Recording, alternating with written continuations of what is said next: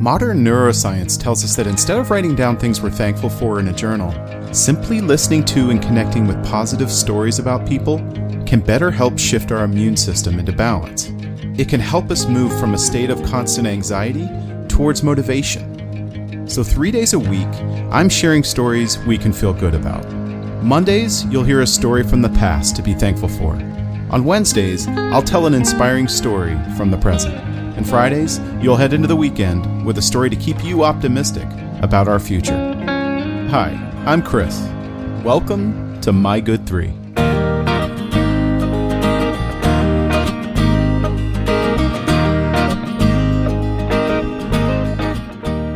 Hello everyone, happy Friday. For this first Friday episode, I'm going to talk about energy and climate and how we should be hopeful for the years ahead. I know. How can we be hopeful about this? We all read headlines and get the sense that our planet is doomed. I know that's the sense I get. But this is a necessary reminder that we, as a planet, are just about to clear a major hurdle. And there should be real excitement for what's to come. In the last few months, the International Energy Agency, or IEA, announced that global demand for fossil fuel energy is nearing its peak and is about to plateau. This is a significant milestone. After hundreds of years of increasing fossil fuel pollution, where each year we spew more and more greenhouse gases into our environment, that increase is finally reaching its peak and will soon after begin to decline. Of course, we're not out of the woods yet. We're still heavily reliant on carbon-generating fossil fuels, and the impact this is having on our planet is unmistakable. So why the positivity? Well, it starts with innovation and what that does for energy production looking forward. Let's quickly lay out the big picture. For the last 50 years, all eyes have been on a big, shiny object in the distance, the solution that would end our reliance on fossil fuel entirely. It's the prospect of limitless, clean power, the creation of energy from nuclear fusion.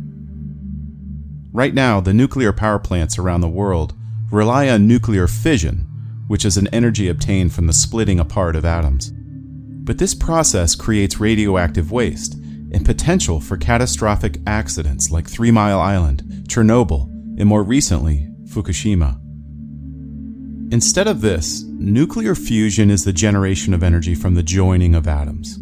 And this process is clean and renewable with no dangerous byproducts. The challenge is in the development of the materials and the facilities to withstand the conditions of the reaction. On the positive side, we're getting much closer to achieving this, but realistically, we're probably 30 to 40 years away from making nuclear fusion a reality. So we need a sustainable bridge, a clean energy solution to get us there. Wind and solar energy are doing pretty well filling the void. In fact, they're the reason our fossil fuel energy production is about to peak. Governments have helped with legislation and incentives, so wind and solar farms are growing quickly, and this is exciting, but we need more. And one of the more promising solutions is right beneath our feet. It's what's happening right now in geothermal energy. Different from wind and solar solutions, which are fairly expensive to produce and somewhat inconsistent in their energy production, geothermal energy is endless because it taps into the heat from the Earth's mantle. If we can tunnel down and access that heat, we can convert it to renewable power using our current power plant infrastructure. The problem with this is, digging down deep and accessing that heat has proven to be very expensive and very time-consuming, so people have always turned their backs on geothermal as a viable solution. That's where recent advancements in geothermal technology are coming in to move it all forward, and it's happening quickly. Efficiencies in how wells are drilled is the new frontier. One startup company, Fervo, has partnered with Google to leverage new oil and gas drilling technology to access heat in the ground more efficiently. Another startup, Quaise, thinks they've found a new way to drill deep down to supercritical geothermal power using millimeter waves, basically lasers, to cut through the rock and create a stronger well that's deeper and harnesses geothermal energy much faster and cheaper than ever before. What's exciting is that if any of these work, we'll be able to very quickly start carbon capture efforts, which will mitigate carbon dioxide emissions in our environment, only speeding up the healing of our planet.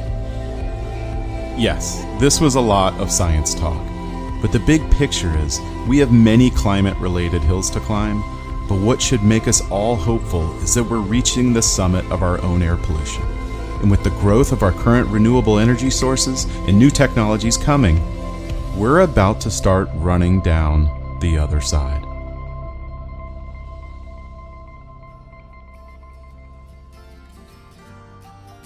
Thank you for listening. I realize this podcast won't be successful without your help. So if you'd like to rate it, or better yet, review it, wherever you get your podcasts, that would really help.